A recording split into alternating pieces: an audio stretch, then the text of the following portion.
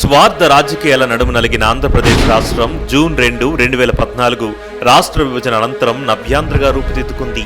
రాజధాని లేని రాష్ట్రంగా 16,000 కోట్ల లోటు బడ్జెట్తో అప్పులు తప్ప ఆదాయం లేని అగమ్యగోచర స్థితిలో ఉన్న ఆంధ్రప్రదేశ్కు జూన్ 8, 2014 నారా చంద్రబాబు నాయుడు గారు తొలి ముఖ్యమంత్రిగా ప్రమాణ స్వీకారం చేశారు. నారా చంద్రబాబు నాయుడు అని నేను 10 ఏళ్లు ఉమ్మడి రాజధానిగా హైదరాబాద్ను వినియోగించుకునే అవకాశం ఉన్నప్పటికీ అప్పటి రాజకీయ పరిస్థితుల దృష్ట్యా ఆంధ్రప్రదేశ్లో రాజధానిని ఏర్పాటు చేసుకోవాల్సిన ఆవశ్యకత ఏర్పడింది. ఆ సమయంలోనే అమరావతి పేరు పరిశీలనకు వచ్చింది. రాజధానిగా అమరావతి నిర్ణయాన్ని సమర్థిస్తూ నాడు ప్రతిపక్ష నేతగా ఉన్న జగన్మోహన్ రెడ్డి కూడా తన పూర్తి మద్దతును తెలియజేశారు. అధ్యక్ష, విజయవాడలో క్యాపిటల్ సిటీని పెట్టడం మనస్ఫూర్తిగా మేము ఆహ్వానిస్తున్నాం. అందరి ఆమోదం మేరకు ప్రజా రాజధానిగా అమరావతి ప్రాంతాన్ని నిర్ణయించారు. చంద్రబాబుపై నమ్మకంతో ప్రపంచంలో ఎక్కడా లేని విధంగా 34,400 ఎకరాలను అమరావతి రైతులు స్వచ్ఛందంగా ముందుకొచ్చి ప్రభుత్వానికి ఇచ్చారు. జనాన్ని అందరినీ కూడా మీరు ఏ విధంగా డెవలప్మెంట్ అవుతారని చెప్పి జనాన్ని కూడా అర్థమయ్యేటట్టు చెప్పి ఆనాడు భూములు తీసుకున్నాడు. అభివృద్ధి చేతగా అని చెప్పి ఇష్టం లేని వాళ్ళు ఏమని మాట్లాడేవాళ్ళు దౌర్జన్యంగా తీసుకున్నాడు. ఒక్కళ్ళ దగ్గర కూడా దౌర్జన్యంగా ఎవరి దగ్గర లాక్కోలే. సింగపూర్తో ఎంఓయూ కుదుర్చుకొని మొదట సిఆర్డీఏ మాస్టర్ ప్లాన్, రాజధాని మాస్టర్ ప్లాన్, నవనగరాలకు రూపకల్పన చేశారు.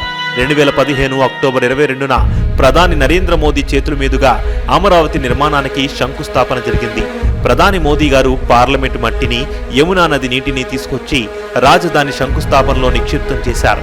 అలాగే రాష్ట్రంలో ప్రతి గ్రామం నుండి, దేశంలో అన్ని పవిత్రమైన ప్రదేశాల నుండి నీరు, మట్టిని తీసుకొచ్చి శంకుస్థాపన ప్రాంతంలో కలిపారు. తొలుత తాత్కాలిక సచివాలయం, అసెంబ్లీ పనులను శరవేగంగా పూర్తి చేశారు.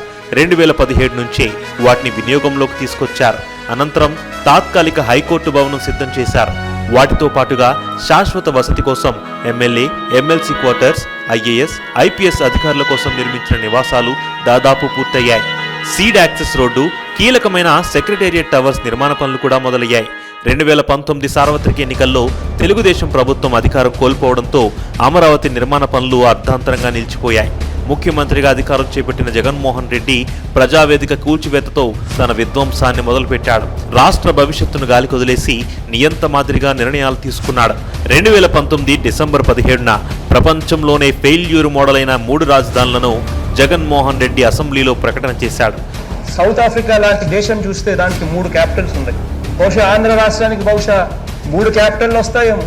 దీంతో 2019 డిసెంబర్ 18 నుంచే అమరావతి పరిరక్షణ ఉద్యమానికి రైతులు పిలుపునిచ్చి నిరసనలకు దిగారు. ఆయన 3 రాజధానులను ఎప్పుడైతే ప్రకటన చేశాడో మేము ఆ రోజే రోడ్లు ఎక్కామండి. ఆ రోజే రోడ్లకి అసలు ఆ రోజు చెప్పిన మాట ఏంటి సార్, మీరు ఇదేందని మేము అడగటానికి ఆయన దగ్గరికి వెళ్తే మాకు అసలు పర్మిషన్ ఇవ్వలేదండి. 2019 డిసెంబర్ 27న అమరావతిలో ఇన్సైడర్ ట్రేడింగ్ జరిగిందని వైసీపీ ప్రభుత్వం విచారణకు ఆదేశించింది. అమరావతి రాజధాని కోసం శాంతియుతంగా నిరసన తెలుపుతున్న రైతులపై జగన్ రెడ్డి పోలీసులతో లాఠీచార్జ్ చేయించి వారి గొంతు నొక్కే ప్రయత్నం చేశాడు. మేము కంటి నిండా నిద్రపోయి కడుపు నిండా తిండి తిని 4 సంవత్సరాలు అవుతుందండి. మా బాధ మేమెవరూ చెప్పుకోవాలి. మేము దొరకబడికి వెళ్తుంటే జుట్టు పట్టుకొని మమ్మల్ని కింద పడేసి ఏడ్చి లంచామండలారా మీరు ఎంత తీసుకొని వచ్చారు? 500 తీసుకున్నాం.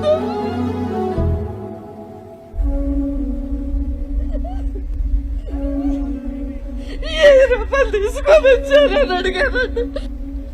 మేము పేడాడిస్ట్లో కాదండి, భూమి తల్లి బిడ్డలో.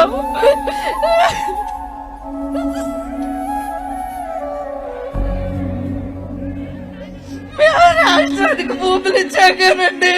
మేము పేడాడిస్టులాగా 500 రూపాయలు తీసుకొని మేము రాలేదండి. 2020 జూలై 31న సిఆర్డీఏ రద్దు మరియు 3 రాజధానుల బిల్లుకు గవర్నర్ ఆమోదం తెలిపారు. Decentralization of administration has been the key principle based on which the legislation is in process to have a 3 capitals concept. 2020 August 4న 3 రాజధానుల ఏర్పాటు, సిఆర్డీఏ రద్దు ఉత్తర్వులపై ఆంధ్రప్రదేశ్ హైకోర్టు స్టే విధించింది. 2021 జనవరి 19న అమరావతి ప్రాంతంలో ఇన్సైడర్ ట్రేడింగ్ జరిగిందని ఆరోపిస్తూ ప్రభుత్వం పెట్టిన కేసులను కూడా హైకోర్టు కొట్టేసింది. కోర్టు మొట్టికాయలతో నవంబర్ 22న గతంలో ప్రవేశపెట్టిన 3 రాజధానుల బిల్లును వెనక్కి తీసుకొని మెరుగైన బిల్లు తీసుకొస్తామని జగన్ రెడ్డి అసెంబ్లీలో ప్రకటించారు. ఇంతకు ముందు ప్రవేశపెట్టిన బిల్లును ప్రభుత్వం వెనక్కి తీసుకుని మళ్ళీ మెరుగైన బిల్లుతో సభ ముందుకు వస్తుంది. 2022 మార్చి 3న 3 రాజధానులు సిఆర్డీఏ రద్దు సరికాదని 6 నెలల్లో అభివృద్ధి ప్రణాళిక పూర్తి చేయాలని హైకోర్టు ప్రభుత్వానికి ఆదేశాలు జారీ చేసింది. అయినప్పటికీ రాజధాని నిర్మాణానికి జగన్ అమరావతిలో ఒక్క ఇటుక కూడా వేసిన పాపాన పోలేదు. ప్రజల నుండి తీవ్ర వ్యతిరేకత వ్యక్తం కావడంతో పరదాల మాటునే పరిపాలన సాగించాడు. పదవీ గర్వం, అవగాహన లోపం, కక్ష సాధింపు తత్వానికి 5 ఏళ్లు అమరావతిని బలి చేశాడు. 2024 సార్వత్రిక ఎన్నికల్లో జగన్ అరాచక ప్రభుత్వానికి వీడ్కోలు చెప్పిన ప్రజలు కూటమి ప్రభుత్వానికి పట్టం కట్టారు. బ్రిటిష్ వారి కబంధ హస్తాల నుండి విముక్తి పొందినప్పుడు దేశం ఎంత స్వేచ్ఛగా ఊపిరి పీల్చుకుందో వైసీపీ పాలన అంతమైన తర్వాత రాజధాని అమరావతి అభివృద్ధికి అంత స్వేచ్ఛ లభించింది.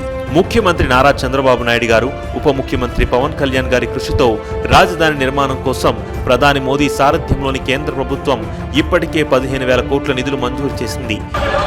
Pradesh Reorganization Act. Our government has made concerted efforts to fulfill the commitments in Andhra Pradesh Reorganization Act. Recognizing the state's need for a capital, we will facilitate special financial support. 15,000 crore rupees will be arranged. 2,245 కోట్లతో Amaravati railway లైన్ను ప్రకటించారు.